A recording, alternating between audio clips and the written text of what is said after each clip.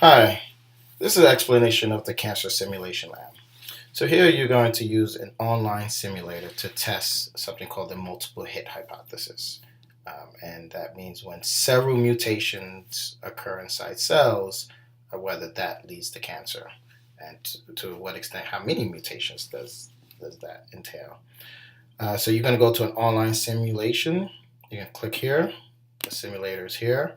And if you see, the first part of it is just to orient yourself to uh, knowing how it works. So you get to play around with the simulator. So a few things. These are the two variables that you're able to test. The number of hits or the number of mutations required for cancer, and then the mutation rate. So how often mutations or cancer-causing mutations occur. So you can see you can change the number of mutations from 1 to 7. 1 meaning only one mutation is required to cause cancer. 7 meaning that it takes 7 mutations to cause cancer. And then you could change the mutation rate from 0 to 1. Think of this as a percentage. So 0 would be 0 mutations happen at each age interval, or 1.0, which meaning 100% chance for a mutation to occur. And then if you look up here, this tells you the percentage of the population with different number of mutations or different number of hits. All right. Here you can play around with fast forwarding the simulator, moving it 5 years or moving it to age 100. I like to just get to the point and click to age 100.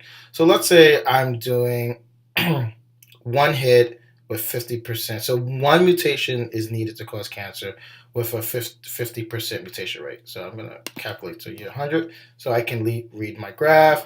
So I can see by, if this is the number of people with cancer, so thousands of cancer cases per 100,000. So we get to 100, that would mean 100,000 per 100,000. So 100% of the population has cancer. So if I read this graph right, it looks like we get to a little bit under age 50, or about age 50, we get 100% of the population gets cancer. We can reset it, and we can change the number of hits to 3, and we can change the mutation rate to 0.4, and then we can calculate that, and then we can see how that changes. So that's an orientation to the simulator. And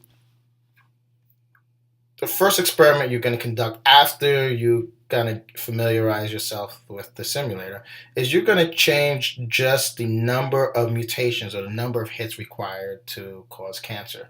You're going to keep your mutation rate at 50%, at 0.50. So I'm going to keep this to 0.5, and then I'm going to run different experiments. So you can pick which number of hits you want to change, and then you will,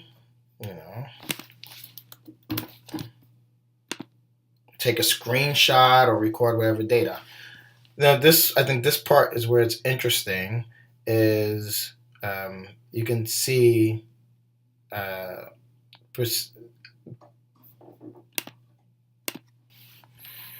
this is where this top gets interesting. Is if you're running experiments. So let's say I have 4 mutations, and then if I start to calculate to the next 5 years, you can see here the percent of the population with a certain number of mutations. So remember, for this experiment, we're saying that only that 4 mutations are required to cause cancer. So we can look here that at this age, that about 32% of the population has cancer.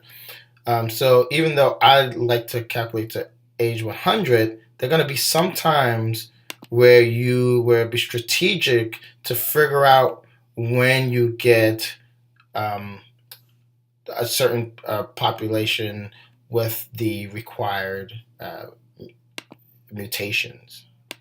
So this is a case where that might be important to figure that out. Okay, and so that's the first experiment. The second experiment, you're actually changing the mutation rate, and then you're keeping the number of hits required for cancer at 1. and collect the data, figure out what screenshots you want to take or what data you want to collect. In part E, what you're doing is you notice this is sort of real cancer data. Notice it has a different um, y-axis, so you have to be careful for that. You have to sort of extrapolate that. This is per 1,000 people, while the other one had a different axis for y. But nevertheless, you're trying to recreate this graph in the sense that you're trying to figure out what is the mutation rate and the number of mutations needed or number of hits needed to replicate the real cancer data. So you're basically, in effect, trying to figure out how many mutations are required to cause cancer and what's the mutation rate. And so you're going to use the simulation, play around with these two variables, and based on what you've learned from the other experiments, to get a graph that is similar to this graph. Okay, so you want to pay attention to, when it changes, when it's constant, when it changes, what percent of the population eventually gets cancer, right? So you want that to match. And you are going to make an argument for saying that you have figured out the right mutation rate and the number of hits to cause cancer. This has instructions for your write-up, so you want to make sure you pay attention to that as well. And something that I did not mention here at the end is you are using what you've learned, so from the previous experiments, now, and what you've learned earlier in the cycle. You should be able to explain these three observations, I should say. I don't want you to prove these to me. We're assuming these are correct, that cancer is a disease of aging, that you do see a lag between exposure to carcinogens and cancer, and that there are certain genes that lead to increased susceptibility of getting cancer. You want to make sure you actually read the entire statement. But based on what you've learned, you should be able to explain why these statements are true, why they make sense to you. Again, do not use the data to show me that cancer is a disease of aging. We already know that. I want to know why cancer is a disease of aging and these other observations. Thanks.